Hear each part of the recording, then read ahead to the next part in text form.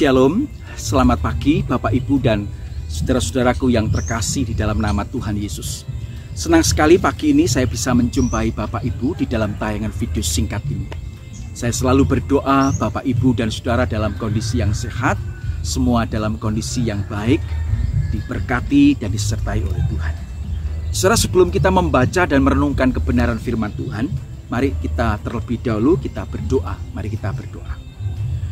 Bapa di surga, terima kasih Tuhan untuk pagi ini Tuhan memberikan hari yang baru kepada kami.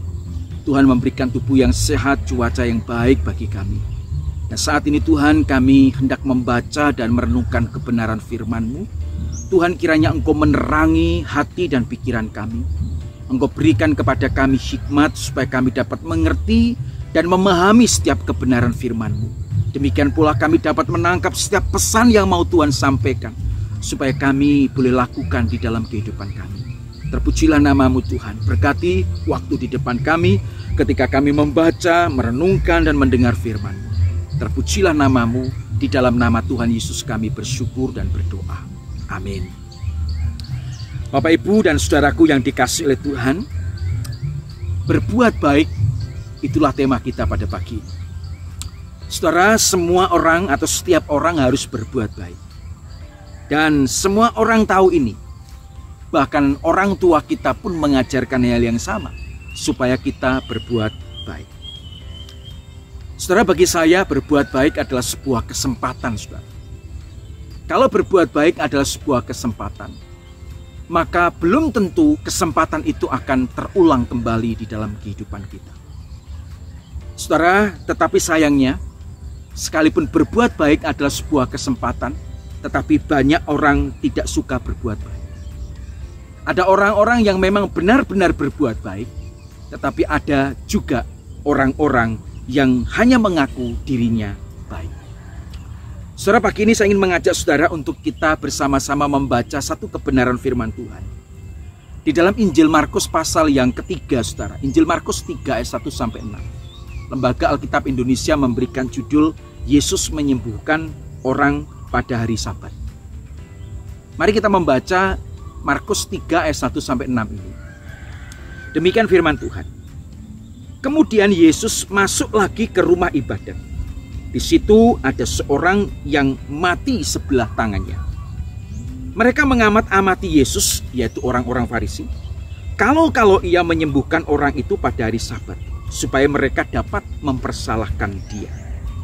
Kata Yesus kepada orang yang mati sebelah tangannya itu, "Mari, berdirilah di tengah." Kemudian katanya kepada mereka, "Manakah yang diperbolehkan pada hari Sabat? Berbuat baik atau berbuat jahat? Menyelamatkan nyawa orang atau membunuh orang?" Tetapi mereka, yaitu orang-orang Farisi itu, diam saja.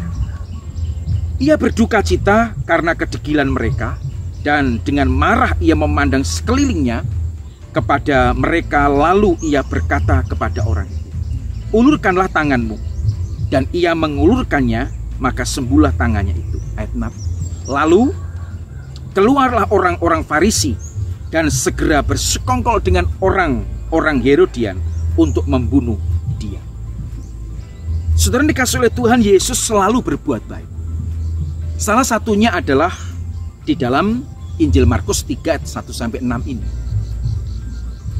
Pada saat Yesus masuk ke dalam sinagoge, maka di situ saudara, ia melihat seorang yang lumpuh sebelah tangannya. Atau dengan kata lain saudara, ketika Yesus masuk ke rumah ibadah bangsa Yahudi, ternyata ada seorang yang mati sebelah tangannya. Nah, saudara, tidak disebutkan tangan sebelah kanan ataupun kiri. Tetapi menurut beberapa catatan saudara, bahwa seorang yang lumpuh sebelah tangannya ini atau mati sebelah tangannya ini adalah seorang laki-laki. Saudara, katakanlah dia adalah seorang yang sudah menikah misalnya. Dia memiliki istri, dia memiliki anak-anak yang harus dia hidupi, yang harus dia lindungi. Maka saudara ini tentu saja memiliki satu pergumulan yang tersendiri baginya. Karena dia tidak bisa bekerja dengan normal seperti layaknya orang lain. Ada hal-hal yang terbatas yang tidak bisa dia kerjakan. Tentu saja saudara, bukan hanya itu saya rasa. Mungkin juga ada orang-orang yang tidak suka dengan dia. Mungkin ada orang-orang yang meremehkan dia oleh karena kecacatan yang dia alami pada waktu itu. Saudara, Yesus melihat orang laki-laki ini sedang duduk di dalam sinagoga.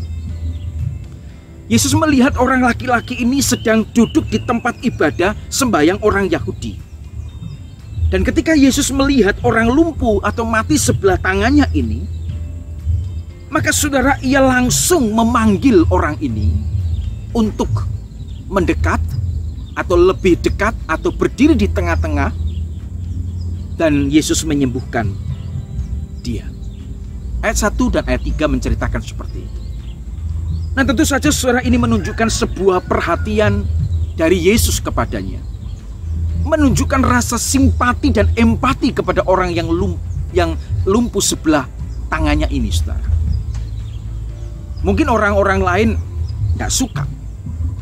Orang-orang lain mungkin meremehkan orang yang lumpuh sebelah tangannya ini. Tetapi di mata Yesus tidak. Saudara, kita melihat di bagian ini, saudara, bahwa Yesus itu adalah pribadi yang selalu memperhatikan orang. Orang-orang yang dianggap rendah, dianggap remeh oleh orang lain atau sesama manusia, di mata Yesus, justru orang-orang itulah yang menjadi perhatian Yesus, yang menarik perhatian Yesus. Yesus berkuasa, betul, memang dia berkuasa. Tidak ada seorang pun yang bisa menghalangi atau melarang Yesus untuk berbuat baik, termasuk pada saat itu.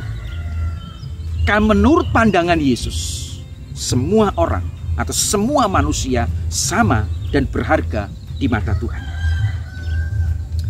Bila domba saja atau kambing saja yang jatuh ke dalam lubang sumur pada hari Sabat akan dikeluarkan dari sumur itu, akan ditolong dari lubang itu. Terlebih lagi manusia yang jauh lebih berharga daripada binatang.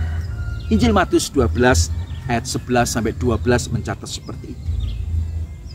Tetapi saudara, apa yang dilakukan oleh Yesus pada saat itu, menyembuhkan seorang yang lumpuh sebelah tangannya di hari Sabat, itu menimbulkan satu reaksi yang sangat mengejutkan dari orang-orang Farisi. Apa yang dilakukan oleh Yesus ini membuat mereka, saudara, kemudian bersekongkol dengan orang-orang Herodian untuk membunuh atau membinasakan Yesus. Sungguh bertolak belakang dengan apa yang disebut orang Farisi waktu itu. Orang Farisi, orang-orang yang tahu hukum Taurat, orang yang mengerti tentang hukum Allah, orang yang belajar tentang kitab suci, tahu, tetapi rupanya mereka hanya sekedar tahu, dan itu menjadi pengetahuan pribadi mereka.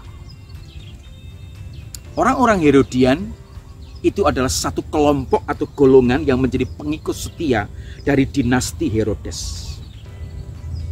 Orang-orang Herodian ini dikenal sebagai orang-orang yang hidup di dalam politik atau dikuasai atau berorientasi pada politik.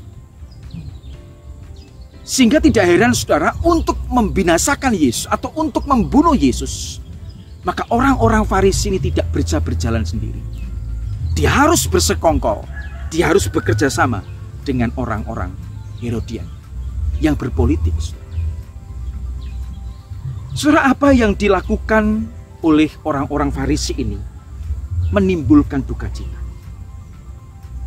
Sehingga saudara, di dalam ayat yang kelima, saudara, di dalam ayat yang kelima, saudara, kita melihat ayat yang kelima, ia berduka cita. Saudara, bayangin ya. Dia berduka cita karena kedegilan mereka, dan dengan marah ia memandang sekelilingnya kepada mereka. Saudara, Tuhan Yesus sedih. Tuhan Yesus berduka cita atas sikap hati daripada orang-orang Farisi ini. Bahkan kitab suci menuliskan Tuhan Yesus marah melihat sekeliling mereka kepada kepura-puraan yang telah ditunjukkan oleh orang-orang Farisi itu. Saudara, Yesus mau membuktikan bahwa selama ini yang mereka perjuangkan bukan perbuatan baik, tetapi yang sedang mereka perjuangkan adalah reputasi mereka, nama baik mereka, kepentingan mereka sendiri. Mereka mengaku diri baik, tetapi tanpa berbuat baik. Mereka ngerti itu perbuatan baik, tetapi mereka tidak mau berbuat baik. Saudara, apa yang bisa kita pelajari dari poin ini, saudara? Tetap berbuat baik, sekalipun ada orang-orang yang mungkin mencemoohkan kita. Tetap berbuat baik, sekalipun ada orang-orang yang sengaja dia mengkorek-korek, dia mencari-cari kesalahan kita. Tetap berbuat baik, sekalipun ada orang-orang yang mungkin mencari-cari borok kita, saudara. Pesan Tuhan tetap sama hari ini. Tetaplah berbuat baik. Saudara, suatu kali seorang teman berkata kepada saya, kita harus terus berbuat baik. Ya, berbuat baik, berbuat baik. Tabur kebaikan, tabur kebaikan, tabur kebaikan. Lalu saya bertanya, sampai kapan kita tabur kebaikan? Dia berkata, dan saya tahu perkataannya tulus dari hati. Dia katakan, sampai akhir hidup saya akan terus berjuang untuk berbuat baik. Saudara, bagi orang Kristen berbuat baik bukan untuk diselamatkan. Perbuatan baik yang kita lakukan bukan untuk kita beroleh keselamatan, tetapi justru kita berbuat baik oleh karena kita diselamatkan. Maka pesan Tuhan hari ini, saudara, tetaplah berbuat baik, sekalipun ada orang-orang lain yang tidak melakukan kebaikan kepada kita. Saudara, yang kedua, saudara, rupanya orang-orang Farisi ini sering berbuat sebaliknya. Mereka lebih berfokus pada kesalahan yang dapat Yesus perbuat menurut mereka daripada penderitaan orang yang lumpuh sebelah tangannya. Setelah melihat Yesus menyembuhkan orang ini, saudara, bukannya mereka itu bersyukur, bukannya mereka berterima kasih, bukannya mereka takjub, tetapi justru mereka malah bersekongkol untuk membunuh, membinasakan Yesus. Saudara, saya rasa tidak ada satupun hukum yang melarang seseorang untuk berbuat baik. Tidak ada satu hukum pun di dunia ini yang melarang seseorang untuk berbuat baik. Tetapi pada kenyataannya ada berbagai kepentingan bisa menghalangi kita untuk berbuat baik. Saudara, di dalam 3 Yohanes pasal 1 ayat 11b, firman Tuhan katakan di sana, siapa yang berbuat baik, ia berasal dari Allah. Tetapi siapa yang berbuat jahat, ia tidak pernah melihat Allah. Jelas sekali mengatakan siapa yang berbuat baik, karena Tuhan menghendaki untuk kita semua berbuat baik. Dan orang itu menunjukkan bahwa dirinya berasal dari Allah. Tetapi siapa yang berbuat jahat, atau kebalikannya, ia tidak pernah akan melihat Allah. Saudara, bagaimana dengan kehidupan saudara dan saya hari ini? Masihkah kita berbuat baik kepada semua orang? Masihkah kita ada satu dorongan untuk terus berbuat baik kepada setiap orang, kepada semua orang? Baik orang-orang yang mungkin cacat atau mengalami disabilitas di dalam tubuhnya. Saudara, mari kita ingat bahwa sikap seperti yang orang-orang Farisi tunjukkan hanya menimbulkan duka cita di hati Tuhan kita Yesus Kristus, yang selalu menganjurkan, yang selalu mengajarkan supaya setiap kita berbuat baik.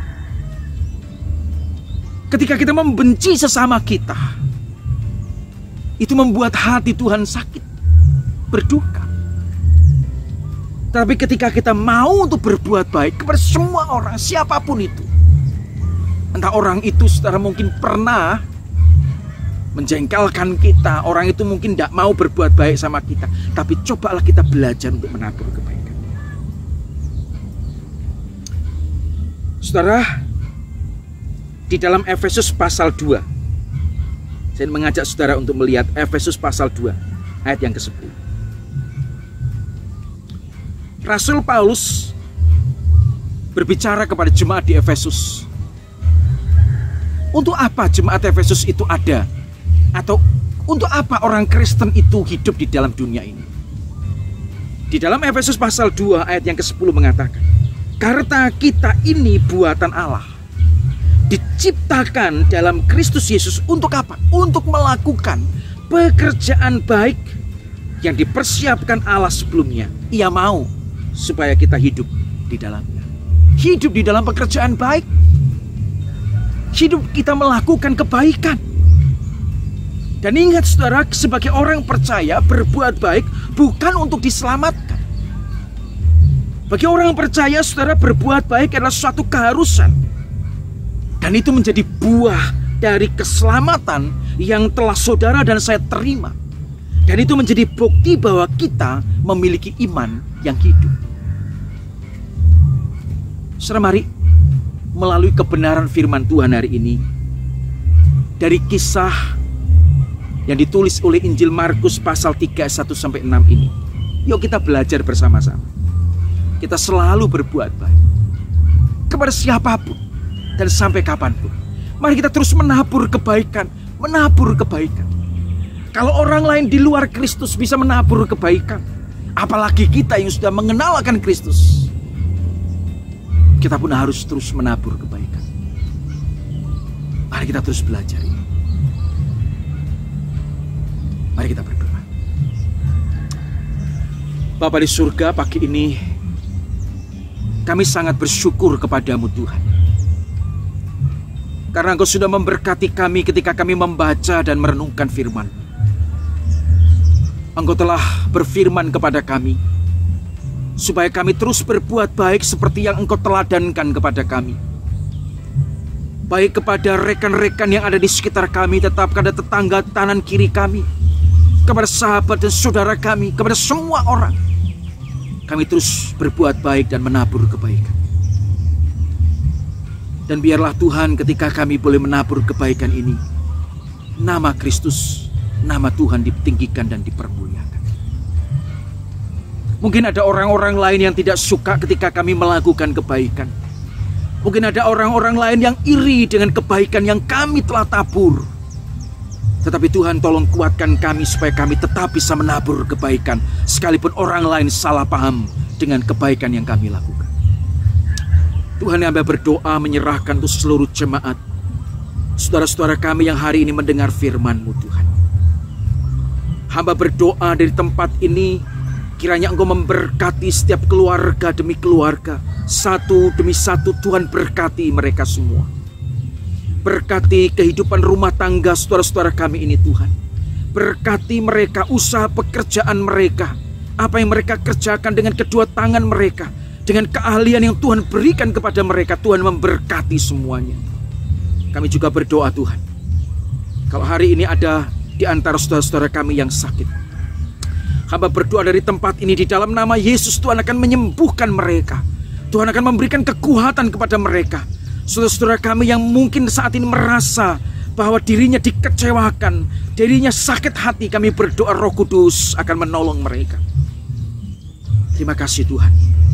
Terima kasih. Berkati pelayanan saudara-saudara kami dimanapun berada, baik di kota, di desa, di pelosok. Tuhan, berkati pelayanan rekan-rekan hamba Tuhan semuanya. Tuhan, pakai mereka terus untuk menjadi berkat bagi jemaat yang mereka layani. Demikian pula kami berdoa Tuhan untuk bangsa dan negara kami. Tuhan, kiranya Engkau terus memberkati bangsa kami Indonesia. Tuhan memberikan keamanan, Tuhan memberikan kesejahteraan, Tuhan memberikan kedamaian. Tuhan berkati setiap pemimpin-pemimpin bangsa kami dari tingkat pusat sampai ke daerah. Semuanya ada di dalam berkat dan lindungan Tuhan. Terima kasih Tuhan, ini doa kami. Demi nama Tuhan Yesus kami berdoa dan mengucap syukur. Amin. Tuhan Yesus memberkati kita semua. Selamat beraktivitas. Haleluya. Amin.